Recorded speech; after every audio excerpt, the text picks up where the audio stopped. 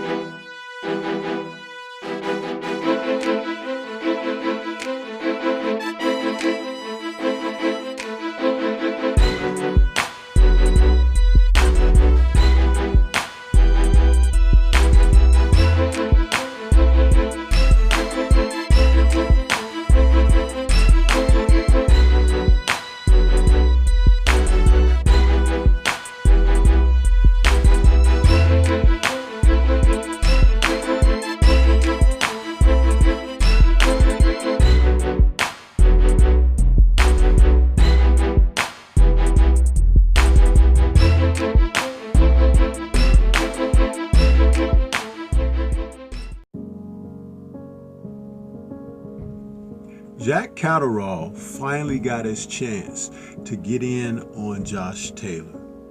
It has been a long haul for Catterall, who originally faced Taylor in February of 2022, when Taylor was then the undisputed junior welterweight champion. In a hard-fought battle, they exchanged unpleasantries in the ring, with Catterall dropping Taylor, cutting Taylor, actually overall just outboxing the champion en route to a split decision loss, in which many people ringside, viewers on television, even boxing writers, scribes, thought that Catterall should have been giving the victory. So it's been a long haul for him since that. But on Saturday, May 25th, he came out like a fighter on a mission and operating behind a fierce, educated jab. Catterall was able to take the fight to Taylor from the opening stanza and made certain that he sent a message directly to Josh Taylor that this would be not only a rematch, but a different night altogether. As he attacked behind that jab, what we saw was something that didn't exist in the first fight. It was a sense of being able to go out and secure rounds, setting the tone and making certain that though there's no title on the line, there is an A side to the match. Now, Taylor, former champion, came out in the second and third rounds trying to show that he was there for the same. He tried to find Catterall with his jab.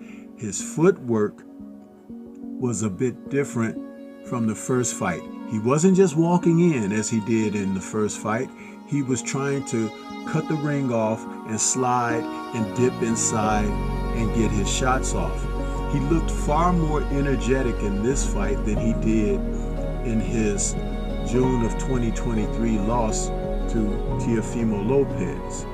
He lost a unanimous decision in that fight where he was very lethargic and lackluster after the first couple of rounds. But in this fight, Taylor seemed to sustain his energy and his stamina, which tells me that he really trained hard to make weight. He trained hard to be in condition for this fight. And that's probably another reason why the fight was postponed and delayed from a little earlier this year. But Catterall would not be denied on this night. He came in and he executed his shots where things were readily apparent this was a different Jack Catterall. You know, they often say that revenge is best served when it's old and cold. And maybe had they had an immediate rematch, he could have fought emotionally and found himself in a trap where it would have been advantageous to Josh Taylor. But that was not the case in this fight.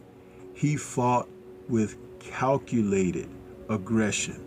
His punches had bad intentions still, but at the same time, he was able to execute a game plan of making sure that he banked the rounds.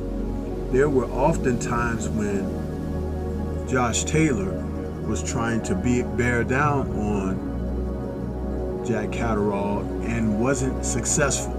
He missed some shots on the inside and close, but these two men have a style matchup of contradictions that mesh well and make for an exciting fight. I believe that if they were to fight again, it would be every bit as exciting and close. But this time, on this night, you could not deny that Jack Catterall was fighting with a great deal more purpose. Now, I understand that Josh Taylor felt that he's a better fighter overall than Catterall, but that's not the case here. And the fact that there was no title online, it kind of hurts a little bit because Catterall should have been the champion the first go round. But what I really enjoyed was the aggression by both men. But you could not deny who was really trying to send the message to whom. As the fight progressed and men got a little tired in there, you could see that there were openings for something special to happen. And it really did. There was a point in the later rounds where the ref called these two men together, and he was asking them to settle down from some of the things that they were doing to each other in the ring.